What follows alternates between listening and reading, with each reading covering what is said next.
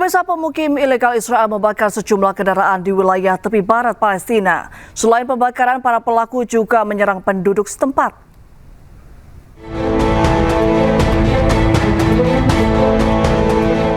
Pemukim ilegal Israel membakar sejumlah kendaraan dan menyerang warga di wilayah tepi barat Palestina. Insiden ini terjadi di kawasan Al-Rahwa, kamp pengungsian Al-Arab di utara Hebron. Serangan serupa juga dilaporkan terjadi di kota Nahlin, Bethlehem. Hingga kini belum ada keterangan resmi terkait jumlah korban dari insiden tersebut.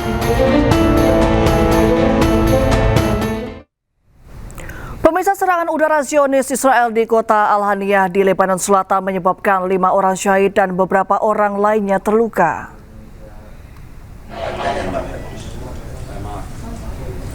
Personel pertahanan sipil Lebanon menemukan jenazah 5 martir dalam serangan brutal Zionis Israel di kota Al-Haniyah di Lebanon Selatan. Petugas juga memberikan perawatan kepada 8 orang yang terluka. Para korban luka kemudian dipindahkan ke rumah sakit di Tire.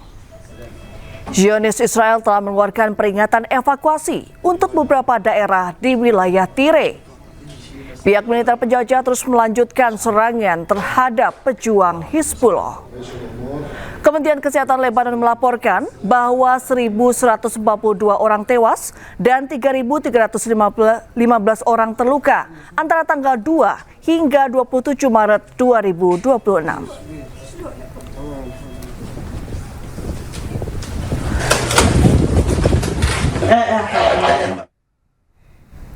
Pemirsa, sebuah bangunan tempat tinggal hancur sebagian akibat serangan udara Zionis Israel di daerah Al-Hirab, pinggiran selatan Beirut, Lebanon.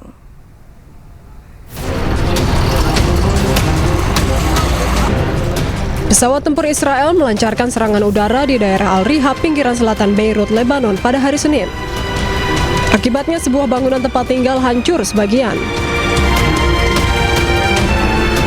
Rekaman video menunjukkan asap mengepul dari bangunan yang rusak dan mobil-mobil di sekitarnya hancur tertimpa reruntuhan.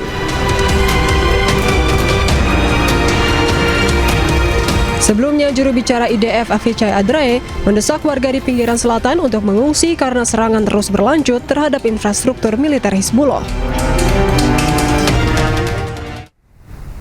Ratusan orang berkumpul di Beirut untuk prosesi pemakaman jurnalis yang tewas dalam serangan Israel di Lebanon Selatan.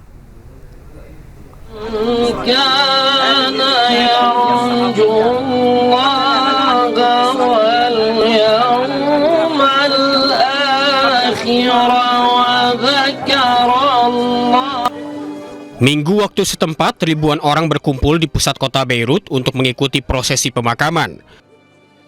Para pelayat hendak memberikan penghormatan terakhir kepada 3 jurnalis yang meninggal karena terkena serangan rudal Israel di Lebanon Selatan.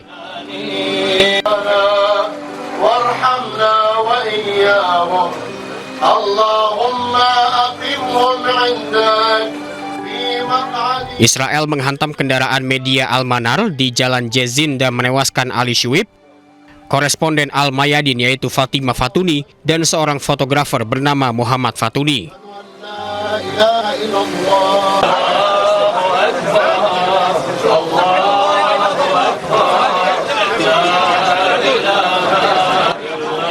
Sementara itu, Israel mengklaim telah bertanggung jawab atas serangan dikarenakan mereka menduga kendaraan dan jurnalis tersebut terafiliasi dengan pasukan Hizbullah. Para pekerja media di Beirut menggelar unjuk rasa memprotes pembunuhan 3 jurnalis dalam serangan Israel di Lebanon Selatan. Massa mengecam serangan tersebut sebagai upaya pembungkaman jurnalis.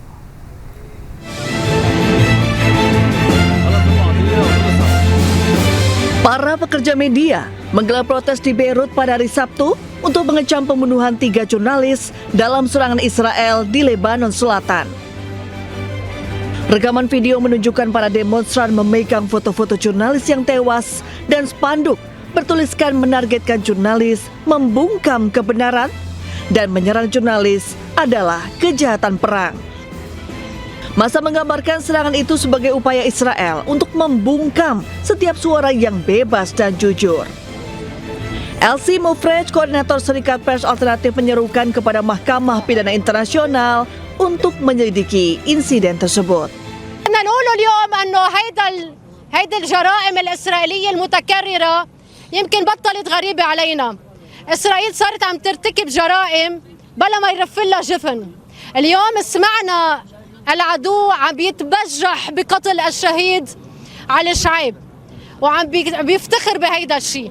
يعني هو عم يرتكب جريمه وعم بيقول بكل فخر انه هو ارتكب جريمه. Sebelumnya pada Sabtu pagi, Israel mengklaim serangannya ke Lebanon menewaskan 3 jurnalis. Salah satunya Ali Hasan Suhaib. Aksi ini dilakukan karena Israel mengklaim ketiga jurnalis terafiliasi dengan jaringan Hizbullah. Ketegangan di Timur Tengah juga berdampak pada kesediaan BBM di Bangladesh. Antrian mobil warga mengular panjang, akibatnya banyaknya pom bensin yang tutup.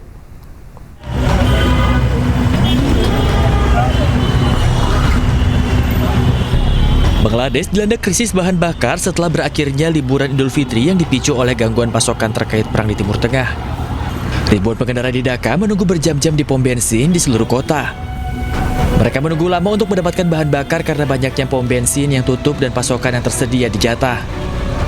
Warga setempat mengatakan kekurangan ini berdampak langsung pada jam kerja dan rutinitas harian mereka. লোকদের যেমন আমি এখন অফিসের টাইম নষ্ট করে তেল নিচ্ছি, যেমন আমার এখন অফিসিয়ালি লাঞ্চ ব্রেক, বাট আমি লাঞ্চ ব্রেকটা নিতে পারতেছি না। আমার এখন তেলের জন্য লাইনে দাঁড়ানো লাগতেছে, আমার সময় নষ্ট হচ্ছে, আমার শ্রম নষ্ট হচ্ছে, ইভেন আমার অফিসের সময় নষ্ট হচ্ছে, সব দিক দিয়ে আমার ভোগান্তি হচ্ছে। এখন আসলে এটা যদি আমাদের অ্যাকচুয়াল ক্রাইসিস হতো তাহলে আমি এটা রিল্যাক্সে মেনে নিতাম। Meskipun pemerintah meyakinkan bahwa stok bahan bakar mencukupi, para pengendara mengatakan mereka tidak dapat memperoleh bahan bakar bahkan setelah menunggu lama. Di tengah ketidakpastian, pihak lain menyoroti praktik penjatahan dan spekulasi seputar kemungkinan kenaikan harga.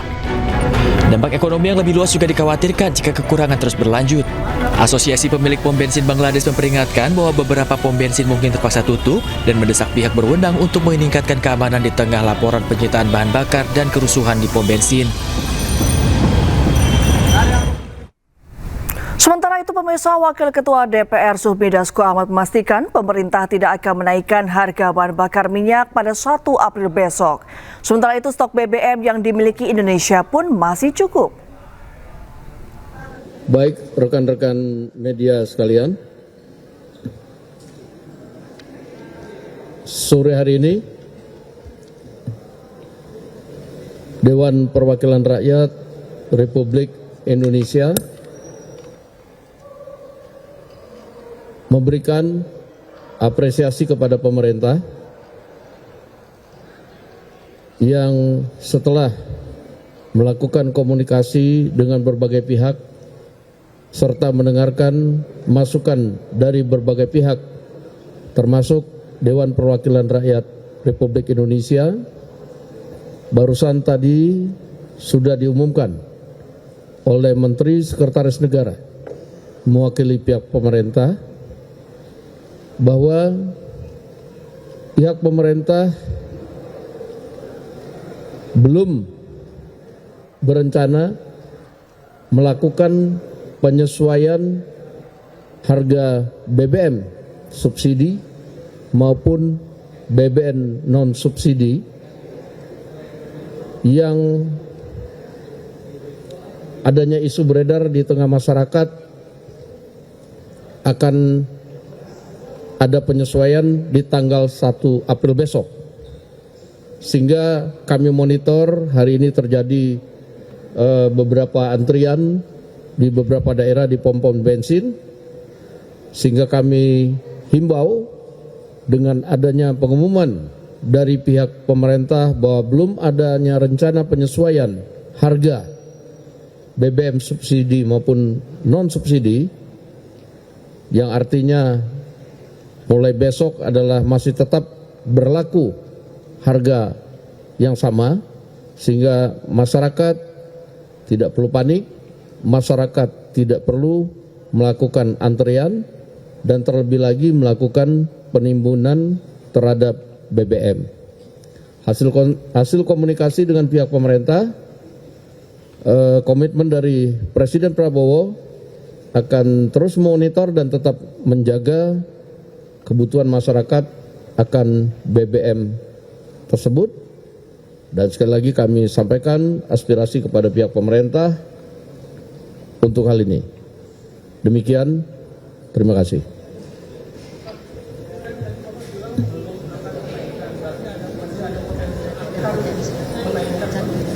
Ya, kalau tadi hasil koordinasi bahwa pemerintah konsen terus menjaga bahwa belum akan ada penyesuaian harga BBM subsidi dan non subsidi untuk kebutuhan masyarakat. Jadi kan kalau kita tanya sampai berapa lama, kalau tanya saya belum tahu, mungkin pemerintah yang tahu, tapi yang pasti pemerintah konsentrasi untuk menjaga itu. Demikian. Ada rencana pembatasan pembelian Pertalite atau Pertamax juga nggak, Pak? Saya tadi tanya, sepertinya enggak. Karena kalau menurut dari pihak pemerintah, stok kita cukup. Stok kita masih cukup. Oke.